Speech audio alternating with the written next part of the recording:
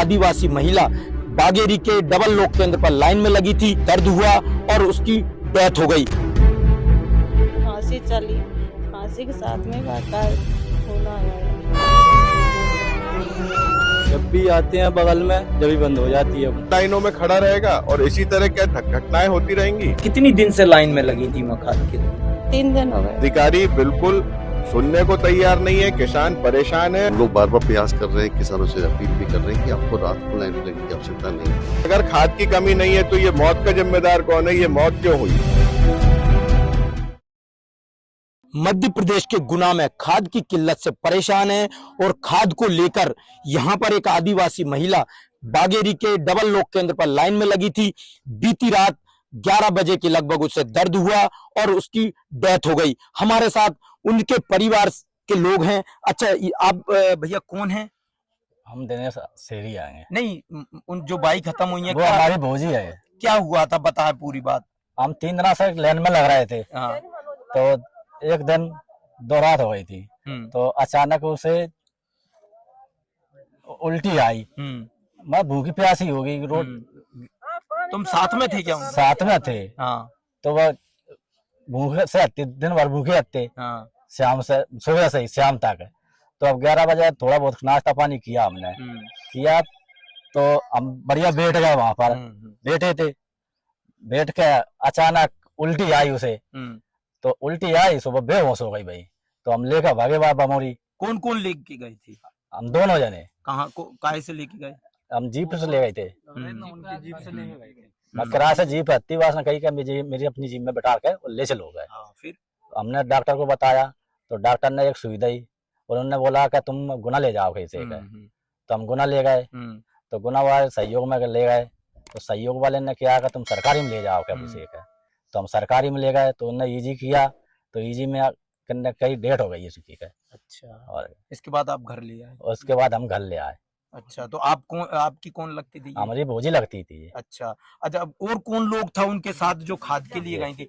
अच्छा, आप भी गई थी खाद के लिए? क्या हुआ था, पूरी घटना बताएं। हम सो के उठे ना, जब वह खांसी चली, खांसी के साथ में वाक़या खून आ गया। अच्छा। फिर हम भाई टाइम पे बमोरी लेके भाग गए। हाँ हाँ हाँ। बमोरी में बिना नहीं जेली अस्पताल में, फिर गुना लेके गए। फिर गुना अस्पताल में नहीं जेले, सरकारी में ले गए। अच्छा अच्छा। सरकारी बारे में बिना कहीं खत्म हो गई। अच्छा, तो आप कितनी दिन से लाइन में लगी थी खाद के लिए? 3 दिन हो गए। तो आप खाद कितने दिन से लाइन में लग रही थी? 3 दिन की। तो आपको खाद मिल पाया? वो तो मिल गया या नहीं मिलो तो। अच्छा। हाँ, या कोई पीछे नंबर मेरा तो आगे नंबर। तो आप कितनी बोरी लेकर आई थी? मैं तो आई 10 कट्टा। अच्छा। हाँ। कौन सी तारीख को लेके आए थे आप? कल ही लेके आई थी आप? हाँ। अच्छा। वहाँ खाद के हम 3 दिन से लाइन में लग रहे थे। जब भी आते हैं बगल में जब भी बंद हो जाती है वो। हाँ। तो इस करके हमें 3 रोज हो गए।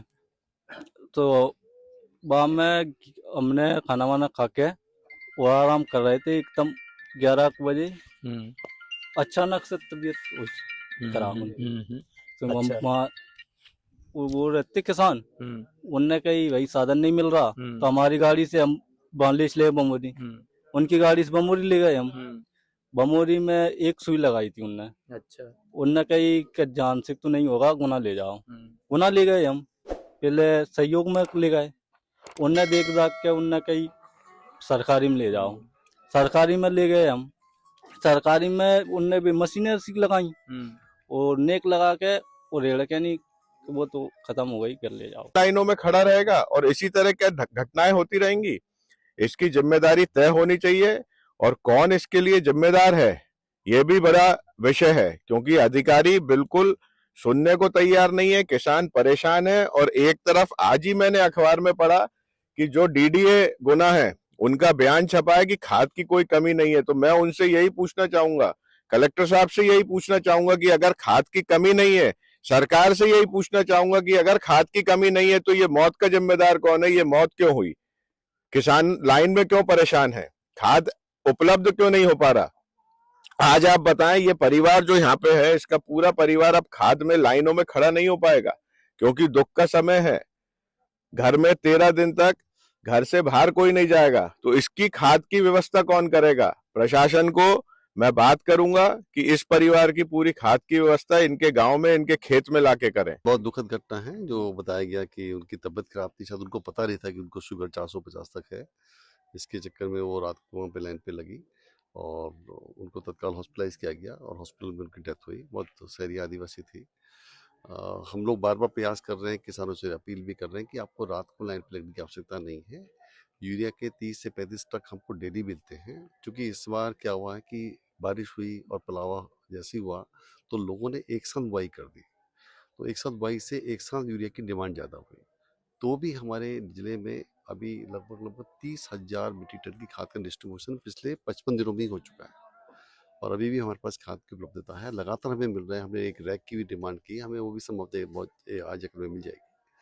तो पैनिक होने की आवश्यकता नहीं है और हम लोग अपने ज़िले में प्रयास कर रहे हैं कि यूरिया का भी कंज्यूम कम से कम हो, प्राकृतिक खेती की तरफ बढ़े लोग बाग। तथापि मैं फिर से रिक्वेस्ट करूँगा कि कोई भी लोग रात के समय लाइन पे ना लगे।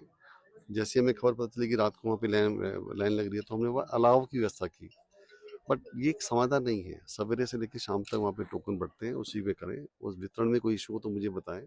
अभी 3 दिन पहले ही मैंने अपने एडीएम को यहाँ पे भेजा था, मैंने अपने डीडीए को लगातार यहाँ भेज रहा हूँ ताकि व्यवस्था ठीक रहे। काउंटर एक किसान पर 3 बना दिए, जो व्यवस्था प्रशासन कर सकता है मैक्सिमम कर रहे हैं। आसपास की समितियों में भी हमने यूरिया खाद जो उपलब्ध करा दी है ताकि लोगों को डबल लॉक में भी जाने की आवश्यकता कम से कम पड़े। तो मेरा रिक्वेस्ट है कि पैनिक ना हो और कृपया समझें और प्रशासन आपके साथ में है। हम भरपूर मात्रा में यूरिया की उपलब्धता भी करा देंगे। हॉस्पिटल से भी उनको एम्बुलेंस नहीं मिली, वो निजी पैसे से लेकर आए हैं वहाँ पर उनको उन्होंने हाँ, प्रयास संभवतः किया। सवेरे अर्ली इन द मॉर्निंग, चूंकि रात के समय उनकी डेथ हो गई थी तो उस समय एम्बुलेंस नहीं मिली, ऐसा मुझे बताया गया है। वो एक अलग इशू है और इसलिए हमने रेड क्रॉस के माध्यम से उनको तत्काल आर्थिक सहायता भी की है और जो हमारी अंत्येष्टि को लेकर जो शासन का रहता है उसको भी राशि उपलब्ध कराई है।